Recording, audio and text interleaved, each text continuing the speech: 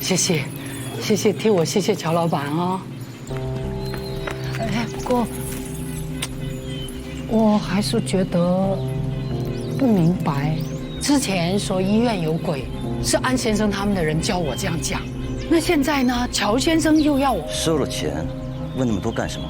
不过这样会不会把安先生得罪了？阿婆啊，平时谁罩着你的？安先生还是乔先生？记住，乔先生才是自己人，况且。说不定安先生那边还希望有人把这个传闻多讲几次呢。明白了。那我呢，就一定和隔壁村的神婆都去讲一下。不过话说回来呀，今天看到小六的样子，我真的好害怕。如果说他把医院的鬼带回这条村了，那可真的就麻烦啦。哎，这么想就对了哈。啊。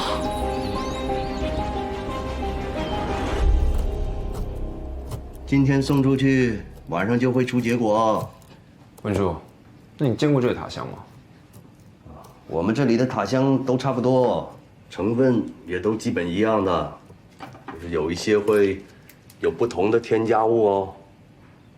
这个塔香做的很精致哦，表面很光滑，会比一般的塔香贵哦。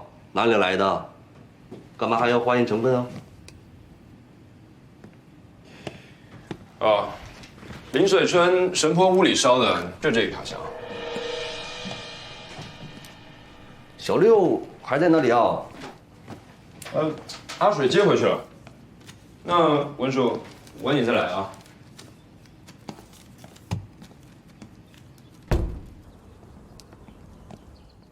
我觉得廖医生说的有道理啊，像中风这种病症，就是应该查血常规，弄清楚所有的病症状态之后，好对症下药。不过确实，极端环境怎么管用怎么来。像这种中医疗法，我回去也要好好研究一下。我跟你们一样是学西医的，但中医这个望闻问切，它就是这个初步检查，跟西医的原理是一样的。有什么问题吗？有问题。所以你是要跟我们一起吃饭？对啊，这么多菜，这饭点不是到了吗？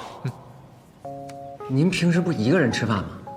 哎呀，小是吧？不欢迎是吧？欢迎，别走，坐下来，大家一块儿像一家人一起吃饭多好呀！哎，欢迎谁呀？这是啊？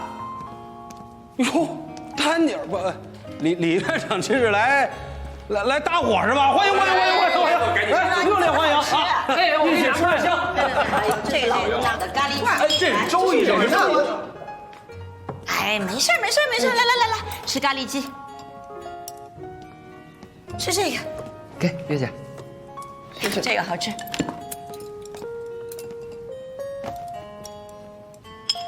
哎，那个公筷，来，多吃点。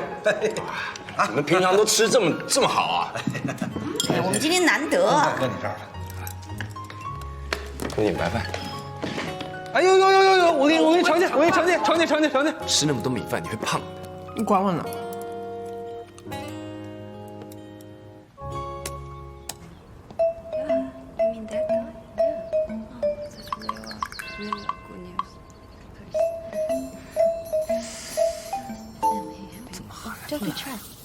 嘿，嗨，来了。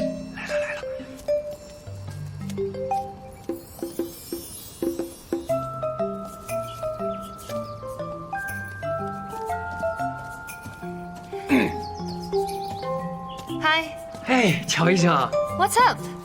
编了个花环，知道你每天午休的时候都在这散步，特意编个花环送给你。哇哦，桃花配美人 ，so cool。王护士才高8斗，学富5册。这都什么词儿？那就是助人为乐。对，还有那个恭喜发财。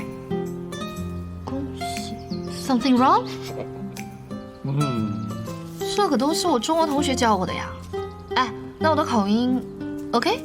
口音非常 OK。如果按照国内的等级划分来说的话，你应该是一个1级乙等，很厉害了。Really？用。但是这个成语吧，我觉得还得跟王护士多学一学。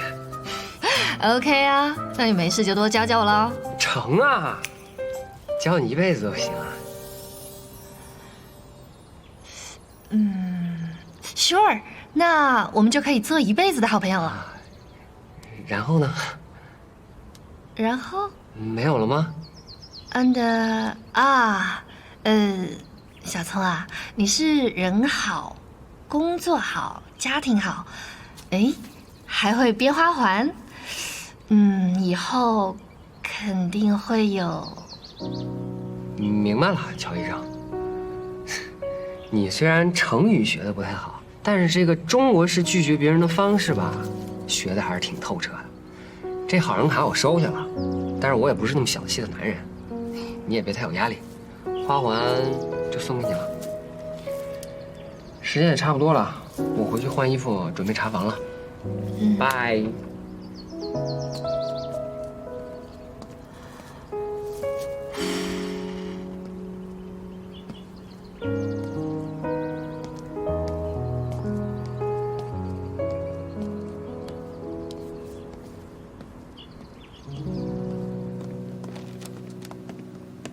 霍顿，廖大夫，你怎么那么快就从本岛回来了？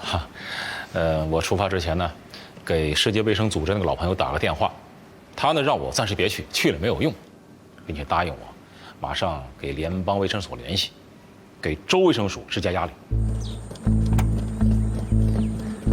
什么情况？不知道患者姓名，男性，55岁至60岁左右。中午12点半在路边昏倒，昏倒前胡言乱语。目前体温开始记录，收缩压180，舒张压112，脉搏84，需要马上进行救治。好的。Please come to the emergency room， 请李院长速到急诊室。聪，大哥，怎么样？这是病人送来的时候，救援队员给的基本情况。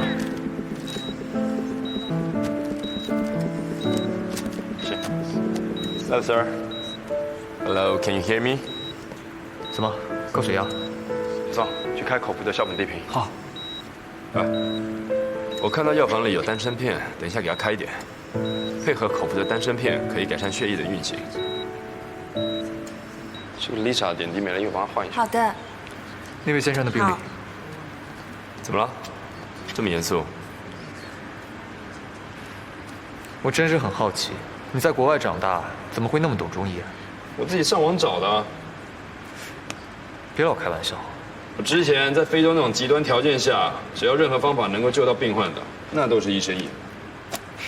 还赢了？这又不是打仗。怎么不打仗？我们在抢救生命，这必须得赢。也是。不过其实对我来说，学医更像是一门艺术。只要潜心钻研，那么每天都会有新的发现。享受其中，才能享受其中的乐趣啊！你真的好变态。廖医生，你的电话。丹尼尔院长，丹尼尔院长，赶紧过去看看吧。乔有志一直拉着周医生不放手，他们一直在吵架。走。好，我知道了。乔这事儿你就别管了。你怎么可以别这样，别这样！哎，不是周医生，你听我跟你讲，周医生你不能这样，你老师，你干什么？有什么事你冲我讲，你这么对周医生干嘛呢？但要我冲你讲不了。周医生，你听我跟你讲，不是你听我说，我跟你讲，我是这家医院的院长，你有什么跟我讲就行。先生，你冷静一点，千万别学乔起。对嘛？不是你们护什么责？哎呀，我跟你讲，老姜，你不要以为杀人可以不用偿命。今天只要我还是这家医院的院长，你就不可以有这个想法。对啊，什么暴力解决不了问题的，我们都得冷静一点。我们很清楚你的想法。嫂子的事情我们也很心痛啊，可是当时如果你们及早就医，那不就好了吗？这是吧？对啊，对刘元的观察你们又不愿意，你说是钱重要还是人重要啊？当然是人重要了。你看现在人没了，这。对，嫂子怎么了？对啊，我老婆怎么了？对啊，对啊。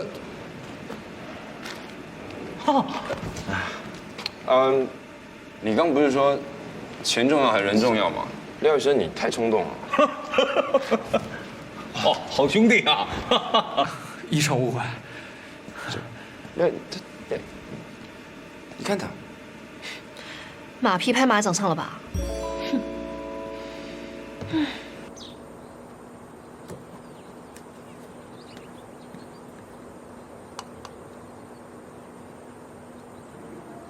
那个，要怪就怪他嘛。这小廖自己要提起那个乔启的事情。哎，你怎么还推到我身上了？那刚才谁先说的糟糕啊？谁呀？我吗？你呀。我有说糟糕吗？要不是你先说的糟糕，我怎么会想到有志嫂的手术会出现问题啊？所以，他才会抓着周月不放啊。那你是不是有提乔启嘛？有没有？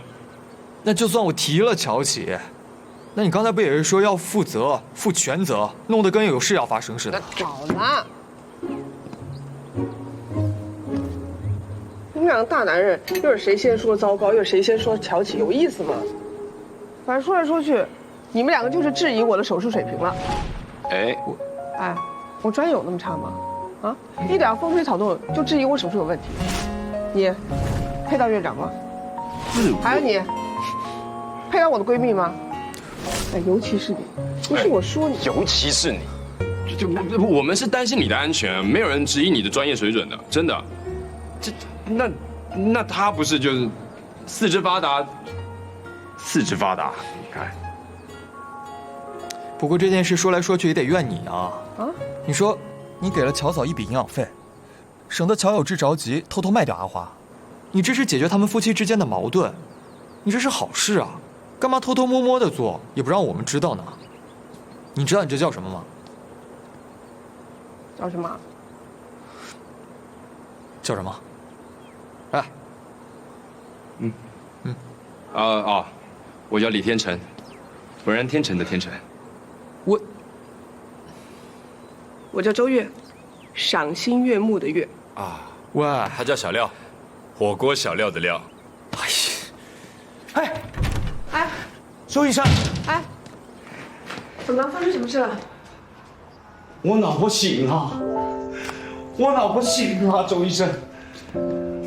我老婆醒来以后，她发现阿花也没有卖，手术也做得很好，所以一定让我过来给你鞠躬。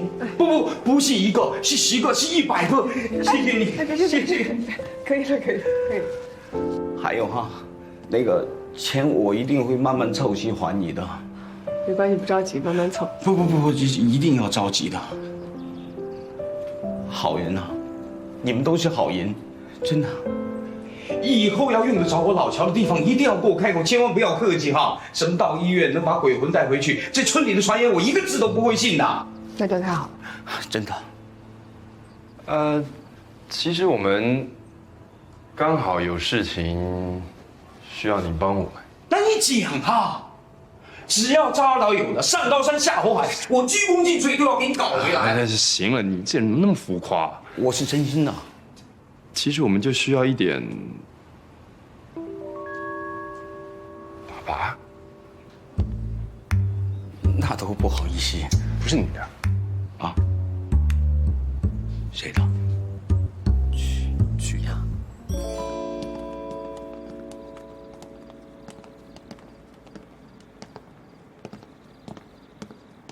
哎，那个中风病人呢？我也正找着呢，刚说去上厕所，我见半天没出来，去厕所找他，发现里面根本没有人。没有人啊？那他身份证登记了吗？有没有病史？我跟他要身份证，他也没理我。哎，咱得想想办法啊！这人正处于危险期呢，得把他找着了。是啊，不要再找了，找不到的，肯定是跑了。跑了？跑什么呀？上医院看病有什么可跑的？我跟你讲啊，这样的人跑了就不会再回来啊！就算你把他找回来，也是浪费医疗资源哦。哎，你等会儿。什么叫浪费医疗资源啊？那照你这么说，这个也不管，那个也不治，咱做医生干什么呀？回家睡觉吧。为什么会这么说？他到底是什么人？难民哦，海盗。海盗？不是，你凭什么说人家是难民海盗？折耳岛这里以前经常闹海盗来的，这几年新政府上台，打击力度比较大，才比较少出现。不过最近有听说又悄悄上岛了。那个人行为这么奇怪，你交身份证没有？去洗手间，不见人，会是什么？知道周围的海域都是穷光蛋，这些人穷疯了，杀人、抢东西。你们生活在和平的地方，好幸福啊！根本不会知道，像我们这样命苦的人会遇到什么样的事情。所以啊，王国兴，不要再用你的什么崇高啊、信仰啊来教育我们啊。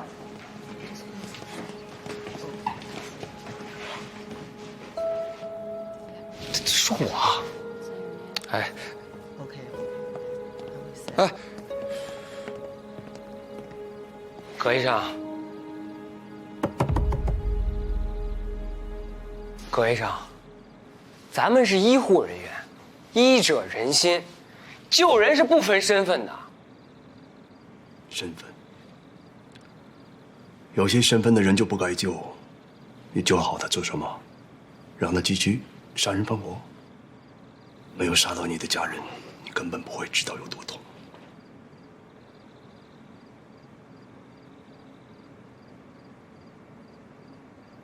懒得理。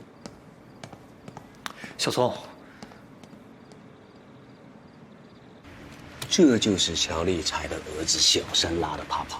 我跟你讲哈，我是完全按照丹尼尔院长的指示，亲眼看着他拉，亲手挖到这里来，一分一毫都不敢疏忽的。乔先生，非常感谢啊！哪里的话，都是自己人啦。我跟你讲，多亏院长和周医生对我和我老婆的照顾，我还没来得及感谢人家嘞。行了，过了，谢谢。好，我马上请市有关领导立刻动身去本岛，要盯着检验结果出来。如果确认是机会疫情，还要联合防御部门部署强化疫苗工作。啊，队里的工作呀，我会交代给周越。医院的事儿啊，拜托你们了啊。应该的。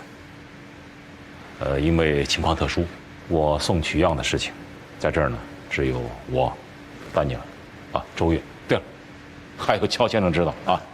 我希望能够守口如瓶，以确保取样化验工作能够顺利完成，啊。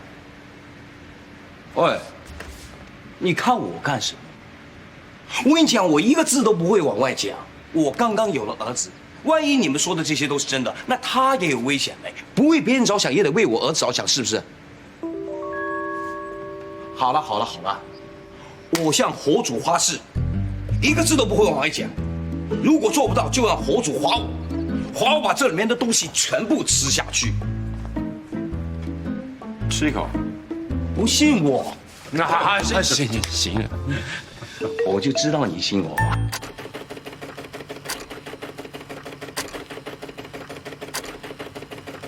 喂，哎，文叔，来的正好。塔乡的检验报告刚刚传过来。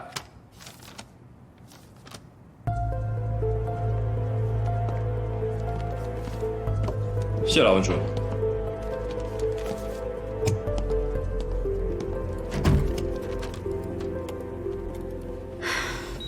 太可惜了，宝宝都快5个月了。是啊。现在这种情况还是要持续观察，观察一下出血量，如果出血量不多的话，可以保守治疗。好，但是如果出血多，必须要做清宫。那这就交给你了，红姐，辛苦。放心吧。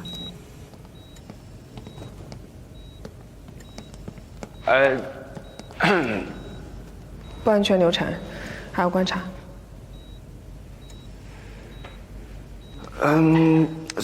我本来就有事要找你。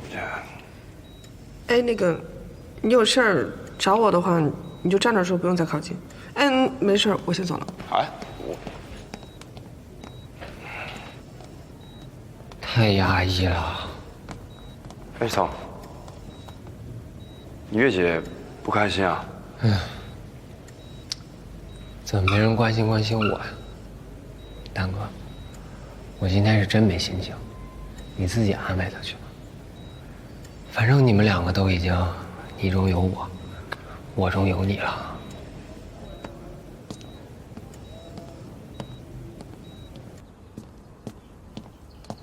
周医生，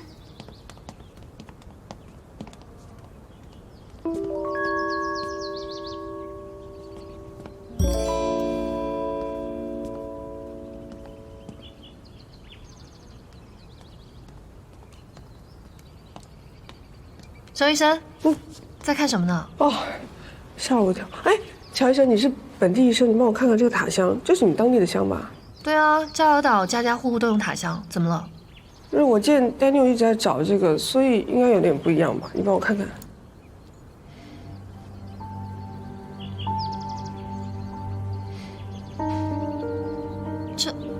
这是哪里来的？哦，不是我的，是 Daniel 院长的，应该。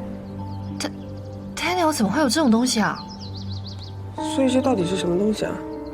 周医生，这个东西你一定要收好，不要被其他人看到。这不是一个好女孩该有的东西。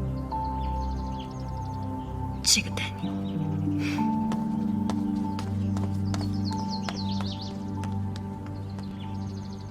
这么厉害。Daniel， 你们这些年轻人为什么都不敲门？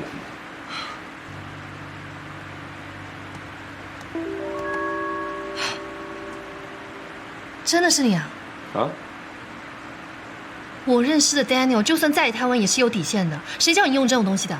你再怎么喜欢周医生，也不能对他用这种东西吧？谁跟你说我对他用这种东西啊？你别告诉我你不知道这是什么。我也在怀疑这个，好吗？怀疑？你既然怀疑，你就告诉他。我怎么告诉他啊？人家一个女孩子，我直接跟她讲啊。那你就直接做那种事情啊？不是，当时的情况，我们两个都不太清醒，所以。渣男？怎么渣男了啊？你就多看他2眼，怎么渣男？多看2眼，多看了2眼，衣服扣子就看掉了是吗 ？Daniel， 你到底对周医生做了什么？你还亲了他，你渣 ！Daniel， 你小声一点。我也不是自愿的。不是自愿的，难不成周医生强吻你啊？他可真开放。这种事情也没有谁强吻谁啊，就当时我都已经浑身发热、头脑发胀，自己都没办法控制自己了。周医生根本不用讲，第一次碰到这种事情，反应不更大？那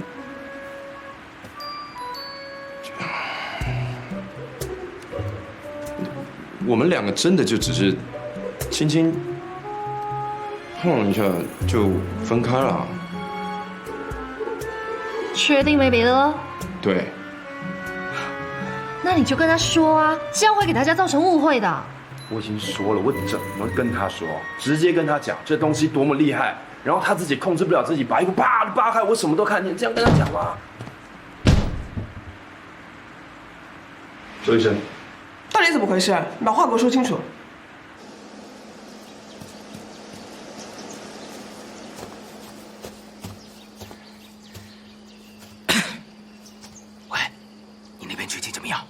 老样子啊，老样子。哎，自从那个丹尼尔和第2队医生来之后，这个破医院好像又起死回生了耶，这就很烦恼哎。不行，一定要让医院出个事情，不好弄啦。再说，那个丹尼尔好像有点怀疑我。丹尼尔拿来一个塔香给我。说是小六驱鬼的神婆房间里用的，让我去化验成分。可我看，那明明是一个普普通通的安神香，我就老老实实的汇报给他了。哎，你是说他是拿个普普通通东西来试探你？之前西副队长让我去做化验。做了手脚，原以为他死了，就没有人再可以去追究。可谁想到这个丹尼尔做了院长，这个人太聪明了，难保他会去发现什么。他故意拿神婆的塔香来，你说他是在怀疑神婆，还是在怀疑我来？没事，哎，你不是老老实实给他报了吗？他不会怀疑你的，你放心吧。再说了，那个小六不是一口咬定在医院真的撞到鬼了吗？那是你编的，怎么可以盖过那件事情？小六在医院遇到鬼，鬼才信呢。鬼才信，说不定这个医院还真的有不干净的东西。喂，你也继续个护身符在心上吧。哎，那个丹尼尔不好搞定的话，你躲开他呀，找个蠢的人下手。听见了吗？啊，知道了。文书这里只能做一些简单的分析。他说里面是有这个丁香、没药，还有香桃木、檀木、榆木、肉豆蔻，还有玫瑰，其实就是一般的安神香。这并不是我们在猜想的迷香。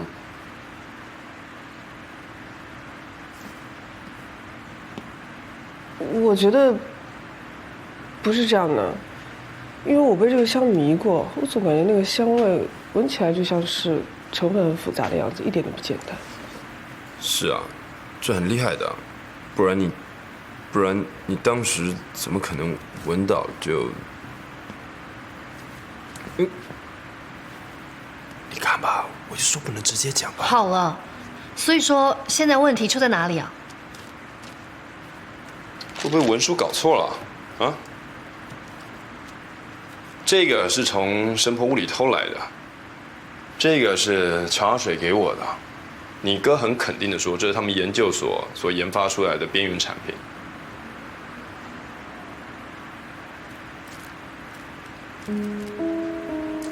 这两个是完全不一样的东西啊！啊？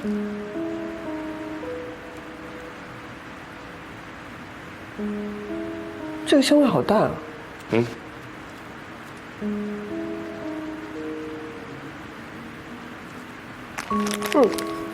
就是这个味道，这个味道很奇怪，有一种迷幻。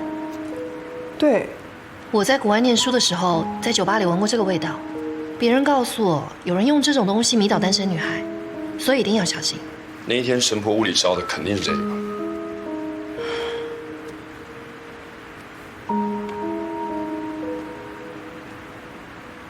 那也就是说，乔阿水去神婆屋拿塔香的时候，这个塔香已经被调包了。可是你是突然提出想要这个塔香的，那个人怎么就猜到了呢？做亏心事的人一早丢了包，还想要毁灭证据。雨倩，除了你哥那里，还有文书这里，你还有认识其他可以做植物成分分析的人吗？你是不相信我哥跟文书吗？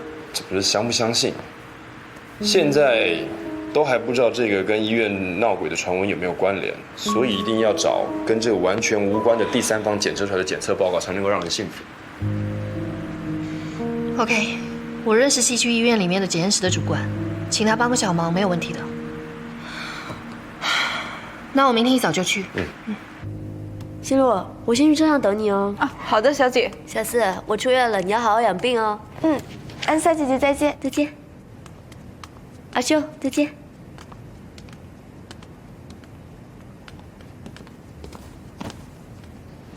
酸，王护士，我的腿好酸，屁股也痛。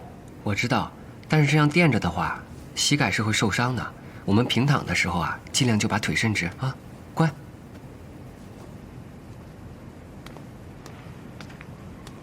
阿秀，我们今天就要走了哟，你也要好好听话，抓紧好起来。谢谢心路姐。哇，王护士，你的黑眼圈好重哦。这两天天天失眠到半夜，也不知道怎么回事。来，这样垫着可以防止你的关节外展和外旋，感觉有没有好一点？王护士，你好厉害哦！可惜我和安莎小姐要出院了，要不然我真的想留下来多和你学一点护理知识嘞。你也喜欢做护理啊？喜欢，超喜欢的。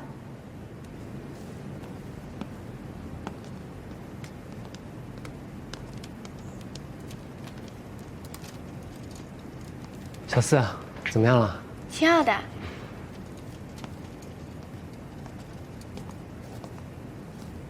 心露姐，你回去之后记得帮我去看看小六。好。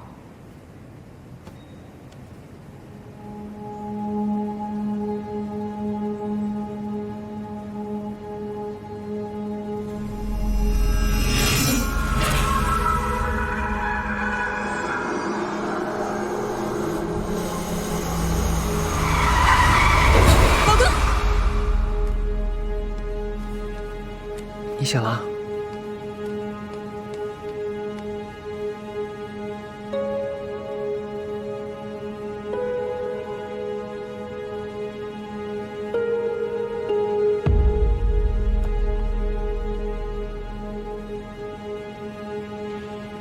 你是医生？感觉怎么样？是，我正发誓讲马路，我们出了车祸，救救我！哎，好，你想想，车祸已经过去了，你现在是在友好医院里面啊。我的老公呢？还有我的孩子呢？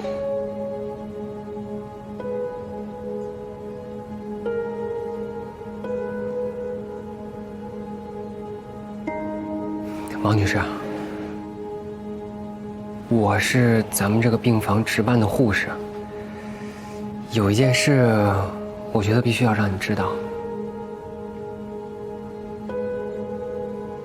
很遗憾，孩子没有保住。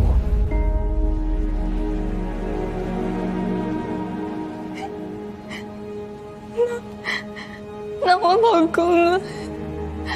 我昏倒之前，我看到他满脸都是血，他怎么样啊？你先生他……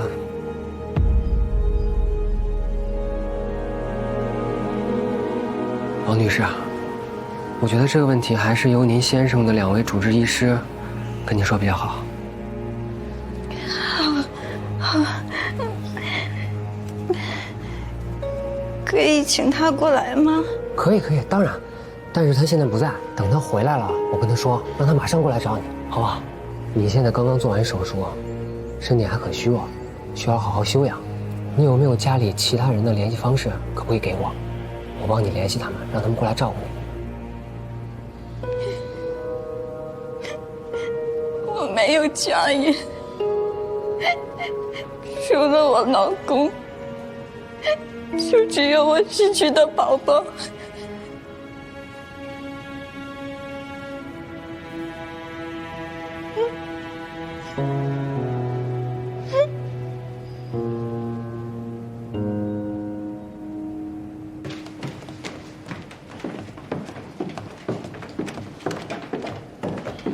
王副系，王副系，院长办公室在这里，你走错了啦。我没打算真的去找丹哥，你没看出来我是在拖延时间吗？以王月妹现在这种虚弱的情况来看，拖是最好的办法。那你打算什么时候才告诉他，他先生已经往生了哦？能拖一会儿是一会儿吧，怎么着也得等他身体稍微恢复一些，情绪好一点的时候。王护士，你这是在撒谎嘞！纠正啊，这叫善意的欺骗，那不然出了意外谁负责任？这会有什么意外哦？你想啊，一下子失去了所有的亲人，在这种打击下，人干出什么事儿都是很正常的，比如说跳楼啊、割腕啊。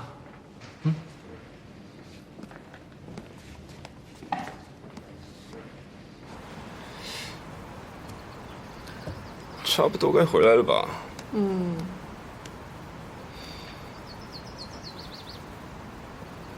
哎，你说那什么东西可以有那么强的迷幻作用啊？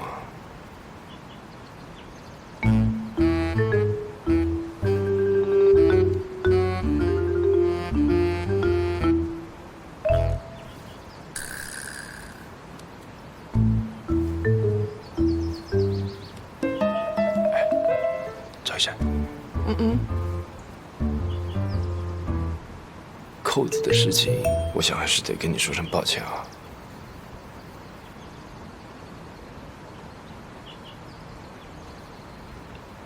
那个也没什么好道歉的，那个道歉也没有用啊，该误会的都已经误会了。昨天乔医生就误会我，而且还把我说了一顿。雨倩说了你一顿，不是，哎呦，那个你别太在意，他就是跟我太熟了，所以没大没小的。如果你那么介意的话，我去跟他说。不介意。那个你们关系好不是挺好的吗？不是，我就是介意，你介意我跟他之间的关系，所以。我去。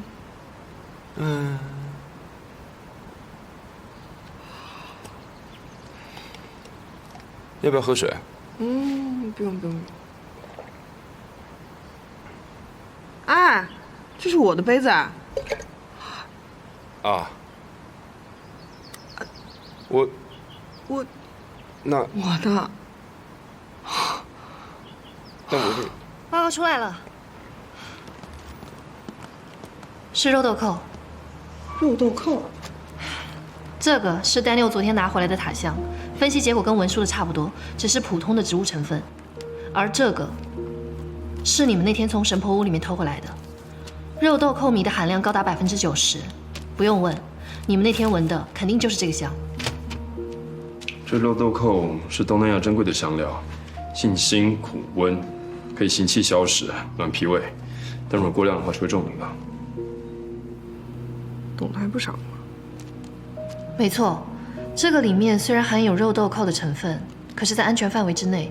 但是这个检验出高浓度的肉豆蔻醚，是可以做致幻剂的。哎，那一天我记得小六喝了一种淡绿色的饮料，那个味道，我以前在欧洲的酒吧有尝过，它是一种叫 absinthe 的酒，那个中文叫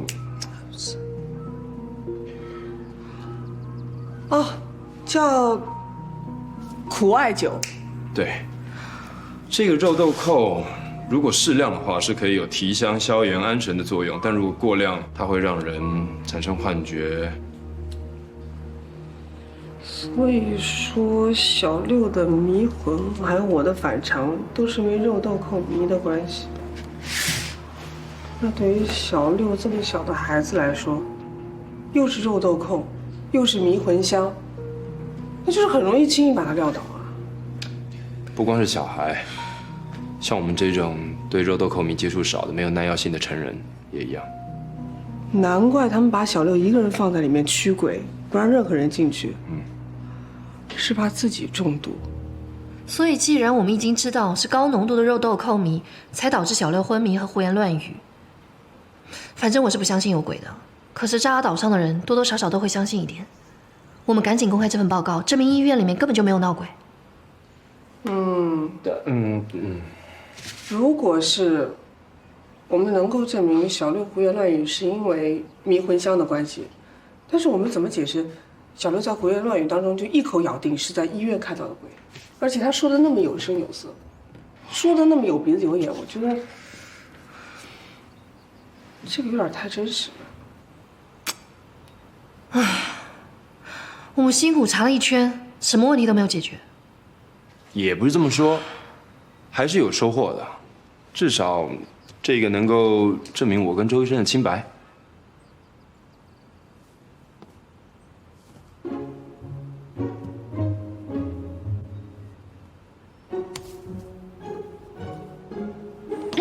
Daniel， 中午一起吃饭嘛？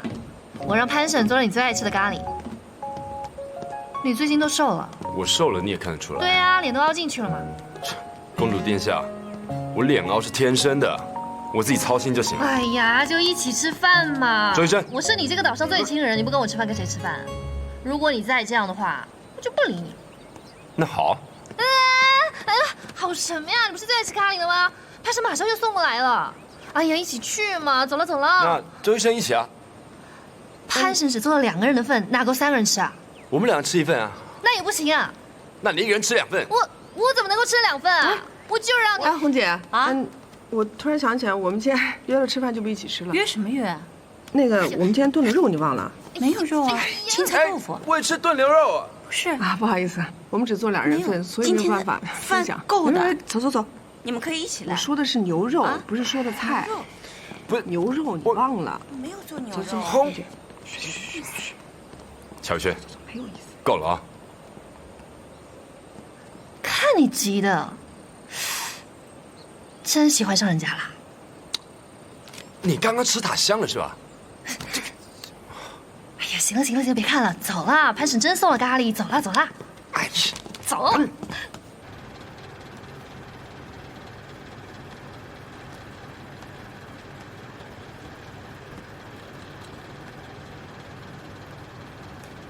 哎，不好意思哦，饭盒忘记拿了。医生，请问江瓦龙的主治医生回来了吗？什么事？就是想问一下，他伤得严重不严重？现在情况怎么样了？帮你看一下。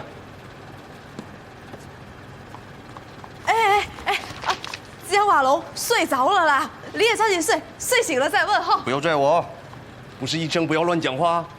我不信，王小聪是啊。王小聪让你讲江瓦龙睡着了？是啊。可我这里明明记录他死了。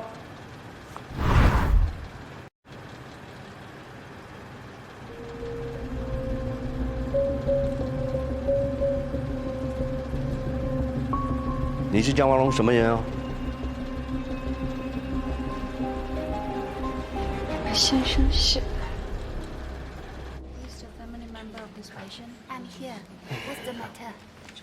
哎，医生，我把身份证拿来了。哦，彭康，玛丽联邦公民。对，我是加拿大人。明明就不是海盗，说人家杀人放火，这种人就是心理阴暗。哦，先生，您的症状啊就是中风，这样不说一声就跑回家是很危险的。来，我先扶您坐一会儿。我很少来医院，我很怕。那天不知道中国医生要做什么，所以我就跑回家了。现在感觉舒服很多了。中国医生厉害，好，您先坐。所以我就又回来了。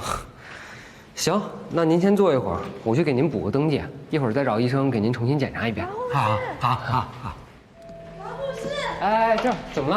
王护士，出事了，跟我走啊！给他补个登记啊！月妹，你怎么了？月妹，听我说，月妹，你冷静一点，月妹。哎，葛医生，快来帮忙！葛医生，你冷静。怎么了这是？你快来！你不能打人啊！快，先坐下啊，坐下。这个骗子，你这个骗子，这个。月妹，别这样对你身体不好，知道吗？就是他骗的我，他骗我！你不能，你骗我！我怎么骗你了？是不是你说我丈夫失踪了？他明明就是死了。没有啊。不好意思，信我说你说的。谁让你跟他说她丈夫睡着了？你是没让我说啊。但你说要讲3亿的谎言嘛，怕有意外嘛，我就讲了3亿的谎言嘛。要不是这位好心的先生，我都不知道我老公已经走了。我要是早点知道，我就可以早点跟他去了。都是你这个骗子，我什么都来不及了。月妹，听我说好吗？听我说啊。王护士她是骗了你，但她是为你好，是不是？怕你听到这个消息伤心，对身体不好，对吗？她都是为你好，你要理解她。再说你这样打人是不对的。啊，是呀，别这样啊！你不能狗咬吕洞宾，不识好人心哦。我不能说谎。他就算他本身的好人心，他的好心就会更好了。你们讲不讲理的，他骗人！我一个人活着有什么意义啊？我是……哎呀，行了，不是你就不能独立一点？死活还要靠别人啊？快扶他！我们这里的妇女都要靠男人生存哦。一早跟你就讲过，不要把你的观点强加到我们这种小地方身上。啊，有的时候，活着受罪，死了反而解脱。葛医生，我反对你这种放弃的职业态度。告诉你，昨天你一口咬定了那个海盗，其实是一个口吃症的本地人，人家今天把身份证拿来了，愿意在这儿接受治疗，一口一个放弃，一口一个放弃。你呀，根本不配做医生。就是哦，就是因为有你这种消极、偏激、心理阴暗的医生，所以你们这儿的文化和卫生条件根本发展不了，永远的愚昧、落后。现在的落后你不要来啊！早就说过，像你这种富贵仔来这里就是镀金。我们这里的生活怎样，你知道吗？你说谁镀金？你说谁镀金？你说谁落后啊？行了，别吵了，病人看着呢，像什么话？小周，都是我的错啊！行了，小周，你还有没点员外医生的样子？怎么又怨我呀？还有你，葛医生，我希望你知道，我们是千山万水丢家弃口跑到这儿来的。听到你这样说，我们真的是很伤心。我就想问你一句，你还想不想我们为这里的病人治病呢？你说，想还是不想？行了，小周，真别生气了。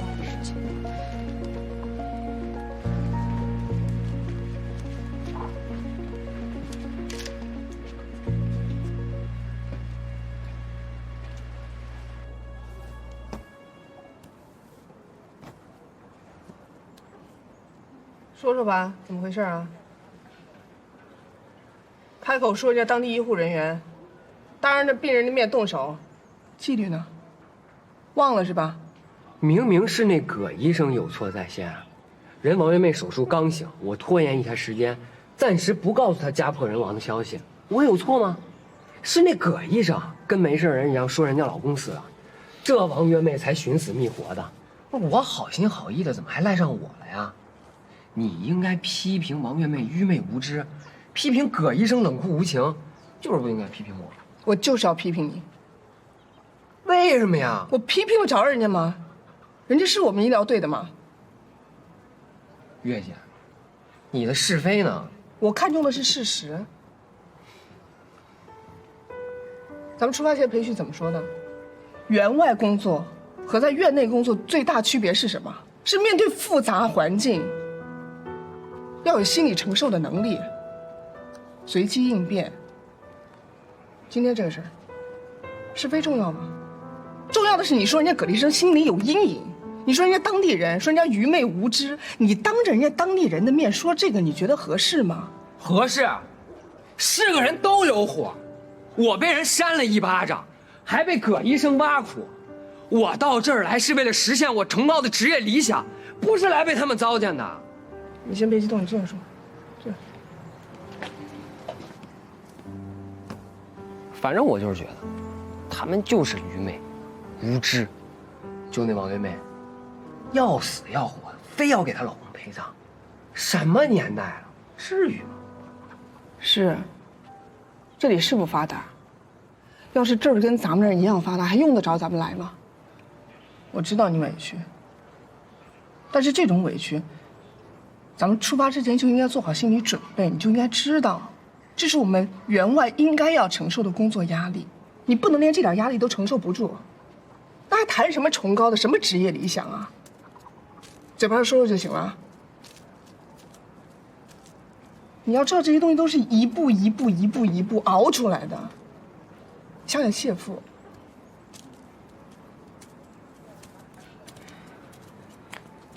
周医生，王护士，不好意思，今天的事都怪我的。可不是吗？不怪你怪谁？怎么还不回家？周医生，别骂王护士了，我来是想讲，我觉得王月妹不会真的要自杀的。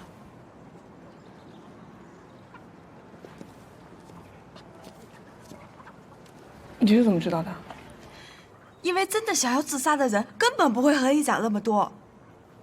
哦，我原来有一个帮佣的祖母太太，就是自杀死的。老爷娶了二太太，他接受不了，就自杀了，半夜上吊死的。白天发现，把人放下来，都凉透了。但这个王月妹她闹了几次自杀，都大喊大叫，而且刚才看葛医生和王护士吵架，都看呆了哎。你说像这样的人，怎么会想要自杀哦？我觉得她就是太突然了，接受不了，所以闹一下罢了。可以啊，刘心路，没发现你这脑袋还挺灵光的。今天的事情是怪我了。我看医院人手紧，我有跟安莎小姐讲我自愿留下来做几天护工，看着王月妹。我会劝她的，一定劝好她。周医生，让我留下来吧。这我做不了主，但是我会替你向院长申请的。太好了。心路啊，我想问你个问题。你刚才不是说你看到那个太太的尸体躺在那儿，你怕吗？是个干护理的人才。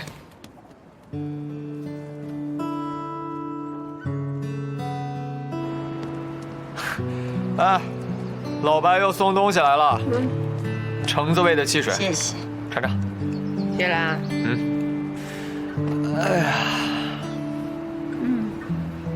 哇，这里的夕阳好美啊！夕阳不都是很美吗？扎尔岛不一样，您看这里碧海蓝天，这傍晚的阳光像金子一样洒在海面上，让人感觉特别的灿烂，特别的浪漫。去到这儿这么久啊，我也慢慢开始习惯这里的空气，这里的生活啦。吸气，呼气。吸气，呼气。哎，廖宇，我发现你是一个很懂浪漫的人，长得又帅，业务又好，怎么就没有女朋友呢？哇，侯姐，这你就不懂啦。我们廖医生啊，太严肃啦，拒人以千里之外。谁说的？谁说的？哎。既然你们俩那么了解，你俩成一对儿，你俩多合适。是啊，廖宇，听见没有？红姐都说了啊，你赶紧什么时候把我收了？哎，中学那会儿我是喜欢过你啊，你不知道吧？你把话说清楚啊！哎，那会儿他住我家隔壁，我老去他家吃饭，他也老来我家吃饭。她是我接触最多的女孩，我当时就觉得我不喜欢你，喜欢谁啊？你看看看，有戏了，有戏了！好，我你个廖宇，你跟我说，你什么时候变的心？哎，就是你那会儿吧，你不是住院住了1个月吗？那你就嫌弃我了是不是？不是，哎呀，你别打岔。他住院住了1个月，落了1个月的课，结果他回来以后立马就赶上了，而且还考了全年级第5名，你说多厉害？而且他还老在我面前说，他一定能考上医学院，当妇产科医生。当时我想，这么厉害、这么优秀的女孩，我哪能 hold 住啊？赶紧撤，赶紧溜啊！你看看，你俩，哎，你是学霸，他那么聪明，你俩多合适啊！合适什么呀，红姐，你还没听出来吗？他说了，他不喜欢太优秀的，就是喜欢不优秀的。你看这什么审美？不，就是太熟了，太熟了。你看你俩，哎呦，没戏了。我跟老吴还赌你俩肯定能成一对呢。哎，那可不一定呢，也不是说完全一丁点机会都没有。哎，咱俩都是7老8十的时候，我们没有人收我们，咱就互相收一下，好不好？哎，得了，别忽悠我。哎，你俩成不了一对儿。我想问你啊，那你跟那个丹尼尔是不是有点意思啊？没有。你看你，你问我那炖牛肉的事儿，哎，事后我一想，你那会儿说话在丹尼尔面前脸都红了。周月，货队虽然出差了，队里的事儿你做主，但我作为大姐，我得提醒你一句，丹尼尔工作上很好，可生活中他可是个浪子啊。一个女人要是喜欢上一个浪子，那是非常危险的事儿，明白吗？明白。哎呀，红姐不是那样的，炖牛肉的事儿，其实就是巧了。你编。红姐，你是不知道，雨倩跟 Daniel 关系才不一般呢，人家可是洗衣服的关系。什么叫洗衣服的关系啊？你看你书呆子来又不知道。我跟你那么好，我给你洗过衣服吗？所以嘛，我看见乔雨倩给 Daniel 洗衣服了，可想而知人家关系有多好。那你更得注意啊，你离他们远点儿。乔雨倩家背景多复杂，注意千万不要卷进当地事务。是，红姐说的对，我绝对不卷进当地事务。哎，但是我得去关心一下我们同事，我觉得王小聪最近有点不太对。啊？怎么了？我今天跟他聊天来着，我就觉得他状态不对，我去看看。他怎么了？红姐，你以后再也别拿我和廖宇跟人一起打赌了。对啊。啊？拉钩。拉钩，你俩就是好朋友、好闺蜜。对。拿着。喝完啊，别浪费啊。我去干王小聪啊。哎，小聪怎么了？哎呀，小聪最近啊，冲动易怒，反复无常的，哎，差点跟葛医生打起来。啊？我都怀疑，这孩子是不是有点抑郁症的前兆啊？这么严重啊？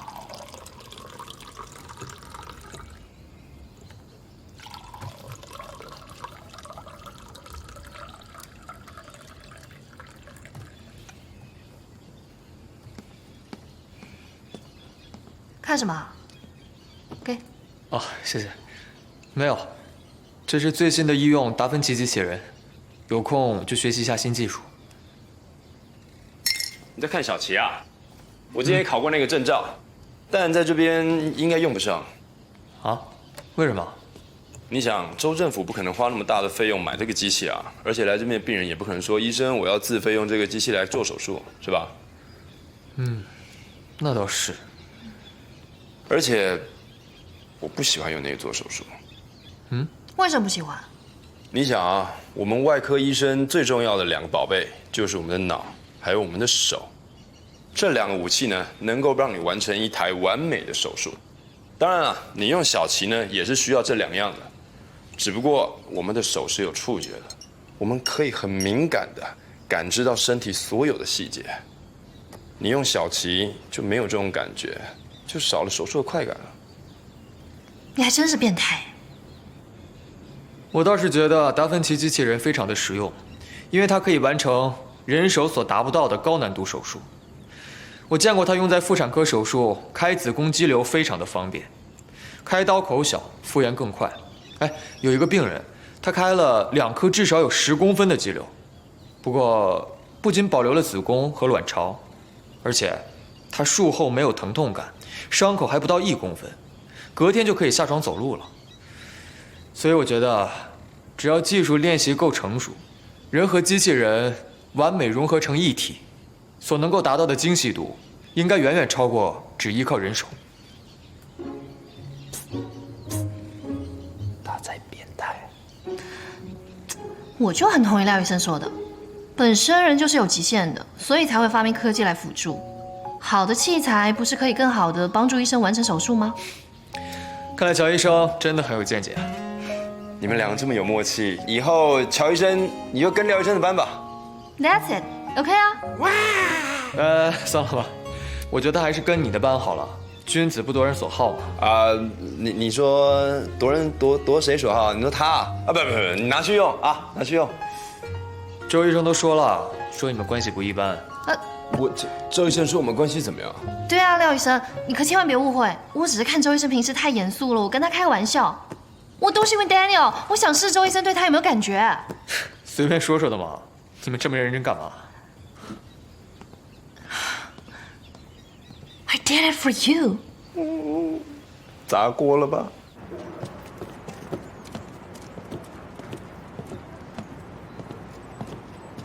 Hi. Hi. I'm looking for Dr. Zhou. Is she around? Yes, she's inside. Thank you. You're welcome. You're so handsome. 把衣服穿好。看看你，衣服扣子也扣。你好，请问周医生在吗？找他有什么事啊？没事，就是来约他的。院长先生。交通警察。周医生在吗？你有预约吗？没有。哦，那抱歉了，他平常是很忙的，而且你来看妇产科啊？妇产科 ，He's a funny guy。我是来约他的 ，dating。这个麻烦你帮我给他一下 ，Thank you。Goodbye。约会 ，dating。唉，有人吃醋了。吃那个警察的醋吗？确实啊，挺帅的。那要不你跟他 dating 啊？你没戏了，比你帅。喂，你看看人家多直接，直接送上门来了。这不仅人长得帅，还有安全感。我看要凉凉喽。哎，要不你就死了心，跟我好散了。我看你才要凉，你小料跟人家跑了。怎么可能？哎，蛋糕给我留一块。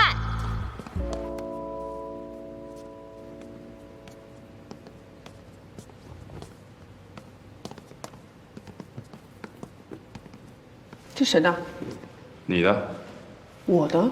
你的追求者，送的。什么追求者？那个阿 Sir 啊，给你名片那个。说到名片，你没还我？干嘛？那人家送我礼物，总要打个电话感谢人家一下。名片。顺便让人家约你出去啊？关你什么事啊？哎，你不要生气啦。那个，雨倩，你生雨倩气，他就是那种很故意的人，好吗？就我跟他真的不是那种关系，而且我怎么知道他把我的衣服拿去洗啊？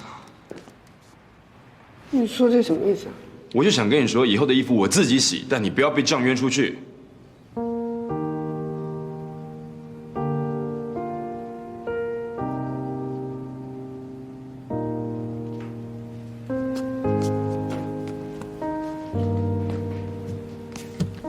可以吗？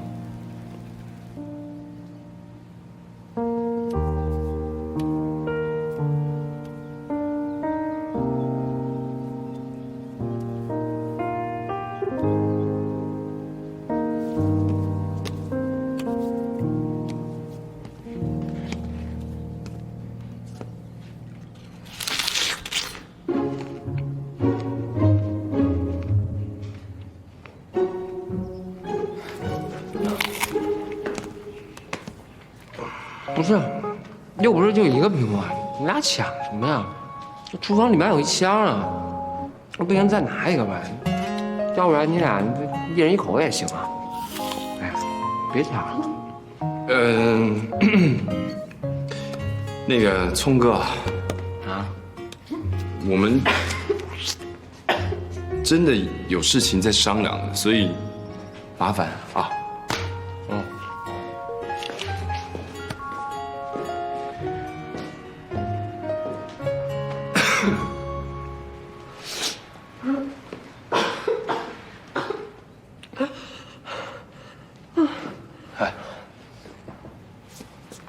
那个，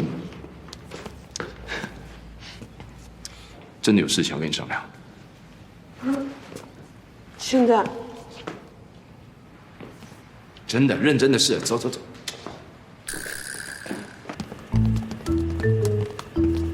哎喂，干什么啊？那个，等一下，那个，你说吧。不是，刚刚那个，我真的跟你说啊。那个刚刚你要苹果是不是？那没关系，我给你，我咬过的我就拿一个。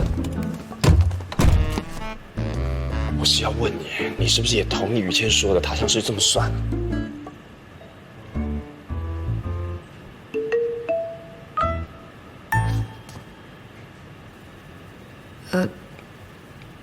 所以你就是要说这个啊？不是，现在于倩还有本地的医护都不知道我们发现了集会疫情的事，霍队又不在，所以我想知道你怎么想的啊？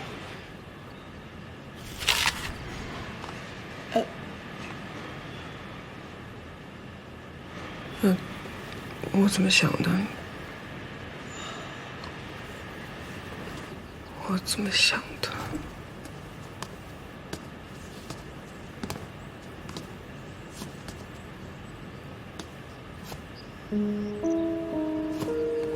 其实塔香这个事情，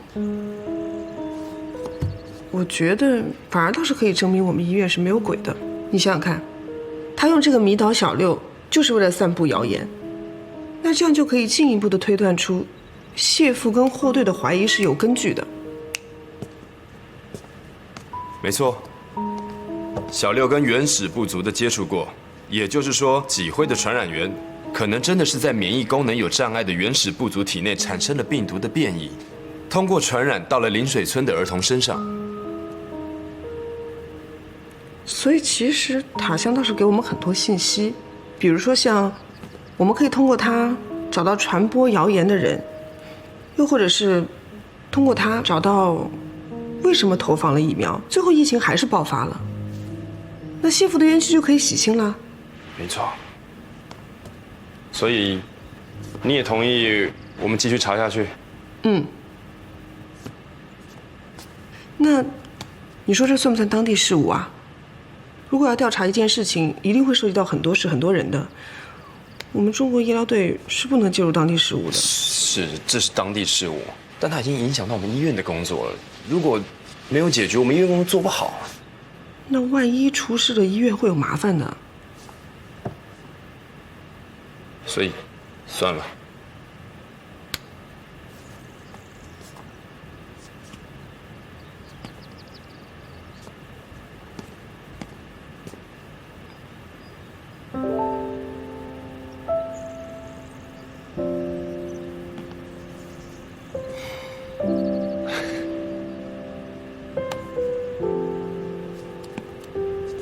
你笑什么？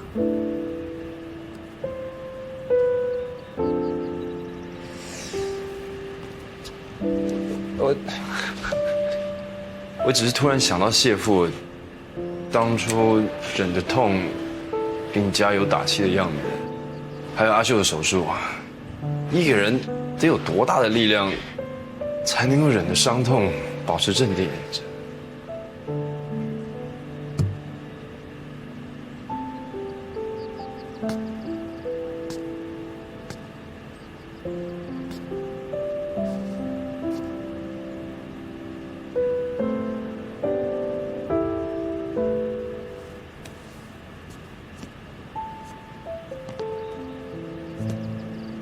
我知道，对你们来说遵守规定很重要，但如果为了遵守死的规定而放弃了医生拯救生命的机会，我觉得这背离了医生的天职。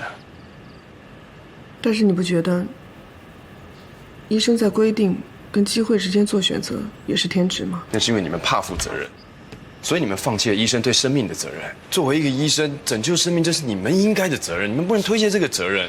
如果你们这种做法，我觉得我不能认同。如果谢父在的话，他也不认同。等一下，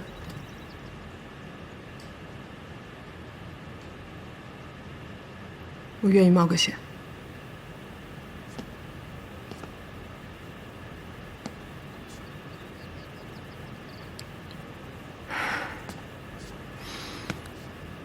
其实我之前就问过谢父，要怎么样才能有信念？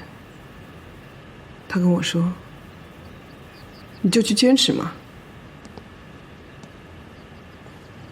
我知道我这个人很多顾虑，问题想太多，这点我不如你，也不如谢父。但是有一件事情，对于好医生这3个字，我从来都没有动摇过。所以，其实我刚刚来这儿的时候，特别不能适应。我觉得我遇到了人生的瓶颈，我甚至不知道该怎么样梳理自己的情绪，然后就很崩溃，真的。我当时真的差点就没有信念了，都是因为谢父跟我说，你要坚持。只要坚持，信念就会回来。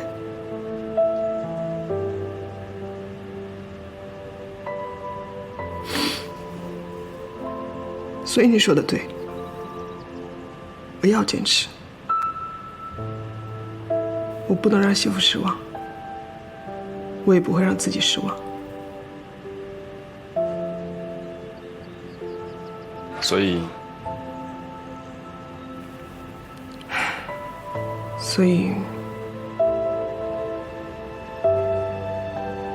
我需要给护队打个电话。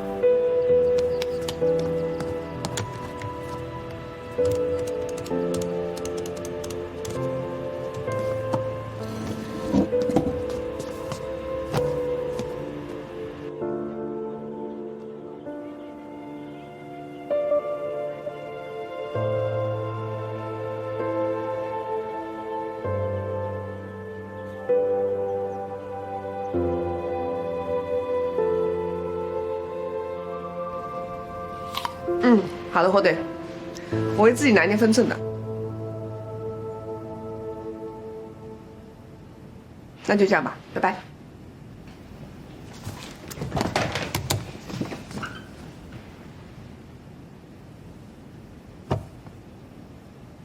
我决定了，跟你一起去查一查。你笑怪怪的啊？我笑怪怪的，我笑哪里怪怪的？我知道，我是怂包，什么事都要问霍队。对，我没这么说啊。我是觉得你现在同意要跟我一起并肩作战，我很开心。你看不出来我很开心吗？看不出来。所以刚才霍队电话里讲什么？啊，那个霍队说，我们必须要找到疫苗失效的原因。因为就算我们说服了村民投放了疫苗，到时候投放之后就像去年一样失效，那没有意义嘛。所以，这是我们友好医院的责任，不是多管闲事。没错。看来我们有共识了。差不多吧。哦，霍队还提醒说，如果我们要查这个事情，就一定要注意保密。谢父的教训要接收到。而且这个影响范围越小越好。同意啊。你背对着我什么态度？我在说正事啊。现在是你做决定的时候了，院长大人，你到底要怎么做？其实这件事情呢，我之前锁定了3个人。你说。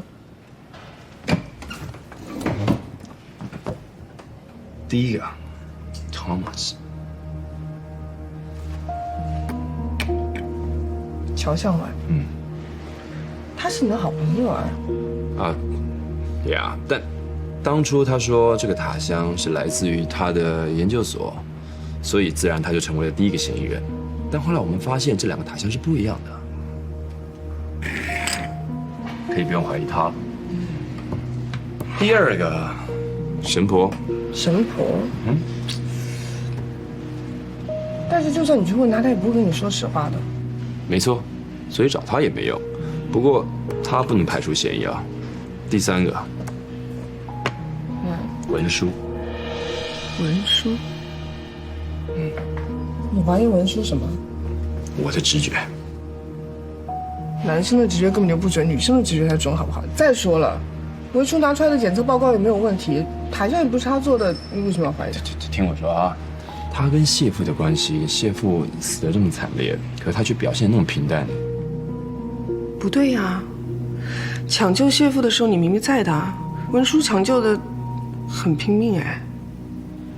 那谢贝贝的生日他也推掉了，这不太正常吧？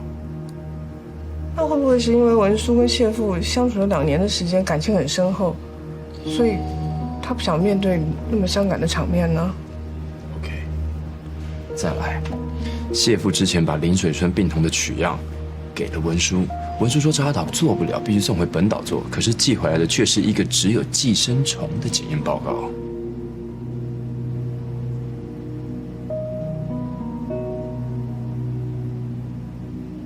文书说扎导做不了谢父要的检测。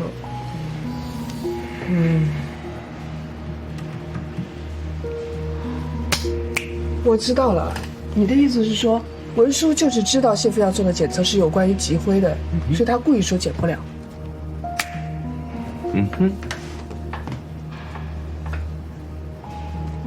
你想啊，现在文书呢，他是本岛医护里面唯一知道岛上有脊灰疫情的人，那他怎么会没有联想到谢父遭受到这一系列的黑手跟这件事情是没有关系的？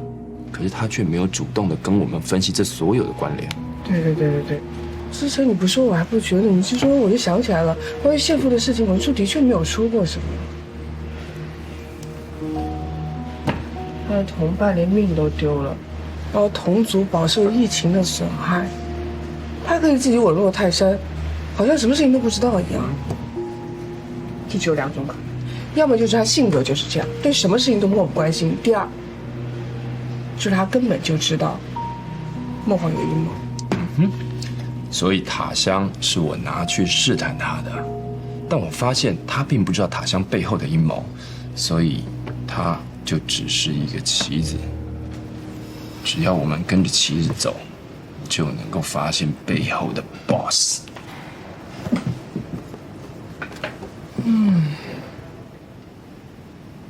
有道理。女人还是不能靠别人，最后还是得靠自己嘞。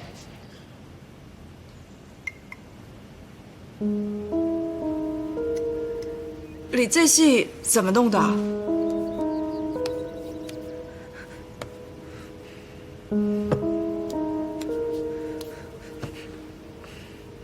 你这是烟头烫的哎，好几天了吧？哎，你怎么回事哦？怀孕怎么可以抽烟嘞？对啊，你自己抽烟也不会烫到这个地方。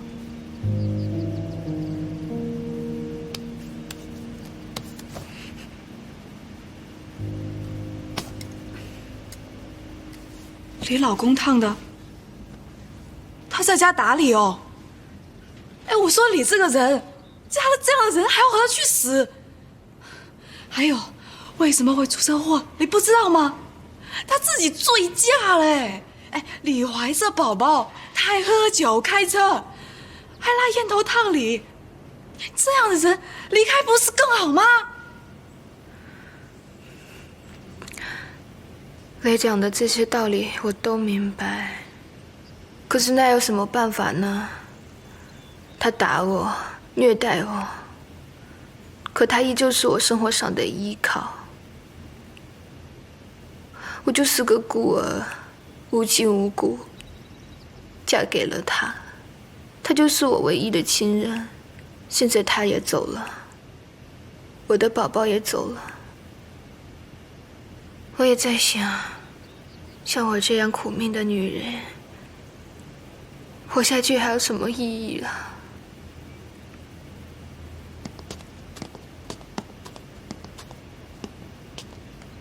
阿秋，不过你不要着急哦，我们先把汤喝掉，然后好好睡一觉，睡醒了我们再想，好不好呀？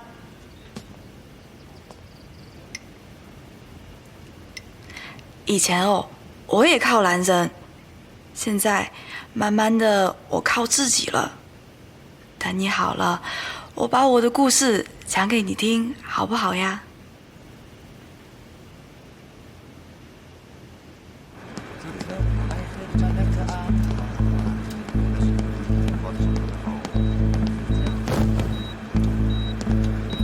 廖医生，伤者状况：兰蒂娜20岁，腹部刺伤，目前意识昏迷。脾区腋下暗区，怀疑是脾破裂出血，赶紧准备手术。好。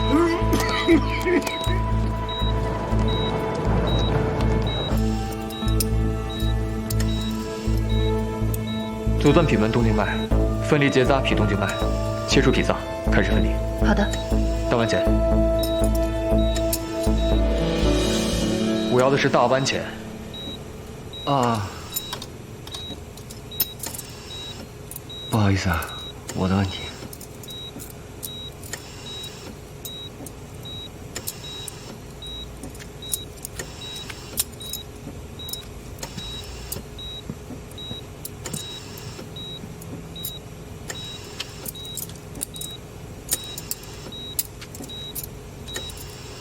廖医生，伤口出血了。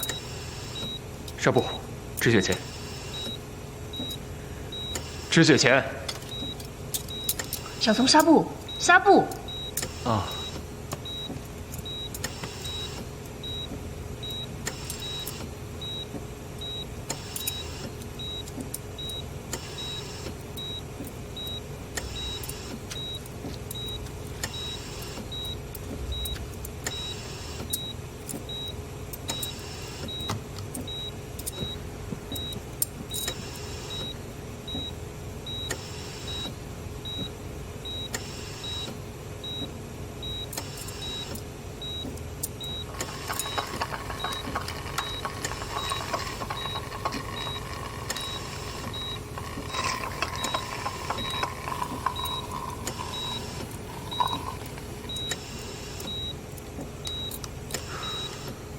好了，乔医生，接下来告诉家属和护工，一定要注意肚子上的引流管。好的。还有，引流液如果是量多，像红色鲜血那样，那可能是腹腔内大规模出血，一定要及时告诉医生。明白。好了，手术结束，接下来交给你了。放心吧，廖医生。结束以后，找一下叶护士长。嗯。手术中心不在焉是大忌哦，遇到紧急手术要出人命哦。